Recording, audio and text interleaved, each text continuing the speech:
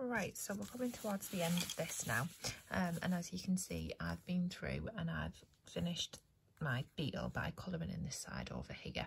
So what we're going to have a look at now is we're going to have a look at some of the legs and the antenna and finishing off the head section up here. So I'm going to start with the head section first.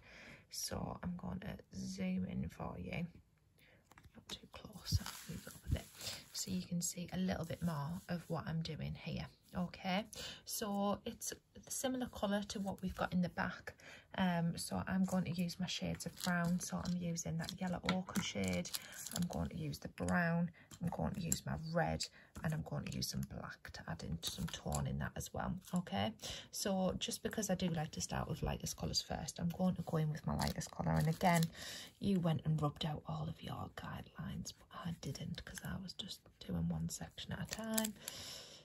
And now I've forgotten to do it. It's a bit of a pain when I start colouring those sections in. Right, so I'm going to start and have a look at what I can see. So I know there is a little white part that I want to leave highlighted in the centre there. The antenna look lighter over towards this side here, and then get darker over towards this side down the bottom. So that's what I've done with my yellow ochre pencil. Down here I'm just going to fade it out because it gets very dark, so I'll be covering all that up anyway. And it's the same over this side, it's darker down here and then lighter up towards the top of that little antenna there. Okay, so now I've been and sketched that in with my lightest colour. I'm going to start to go in with my brown.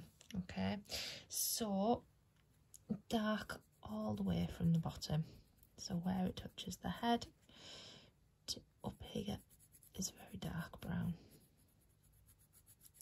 and I've just made it go lighter in the middle so we can blend that out. And again, this side all the way along here is dark and it's lighter towards the other side, so you can see I've pushed down harder along here and then just faded it off and blended it in with that yellow ochre colour, because I am going to be working in with a red anyway, which is going to change this colour and make it look a little bit more, well, hopefully a lot more, what it actually looks like in the image. So again, darker along this back edge, lighter up towards the centre. Okay, so once I've got those tones in, that's where I'm going to bring in my red, and I'm going to work my red back on top. So I'm just going to use my red to colour over everything I've already done. So I'm pushing harder where it is darker, and then I'm going to fade it out by pushing lighter in the other areas, making sure not to colour over that white section there. And then again along here. And then now it's just a case of me layering up the colours. So I've got the right colour tone, but I'm still getting the darks and lights in. Now there's a part here towards the middle that has a very dark line,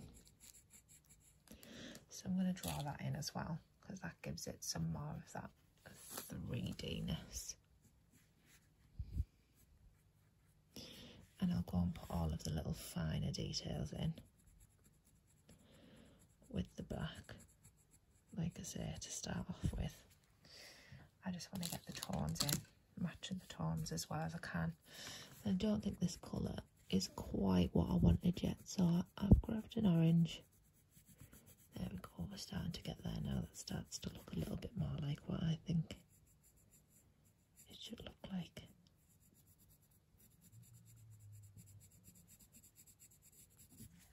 And maybe get my red again. Just go in where the darker areas are. Now that I've put the orange on. Okay, so I'm quite happy with that as a colour. So then I'm now going to go in, first of all, before I do my black, I'm going to go in with my white, just to blend this little section in, to stop it looking like it's been just left there. I'm also going to put a bit of white in the top of this antenna here, because there is that little bit, and there is a little bit of white there at the bottom, so I can try and push down and put some of that in as well. But it's a very minute detail, that one, don't worry if you've missed that one out. So now coming in with my black, going to go first of all along that edge, and then we can see like these little black curvy bumpy sections. I'm just going to put some of those on.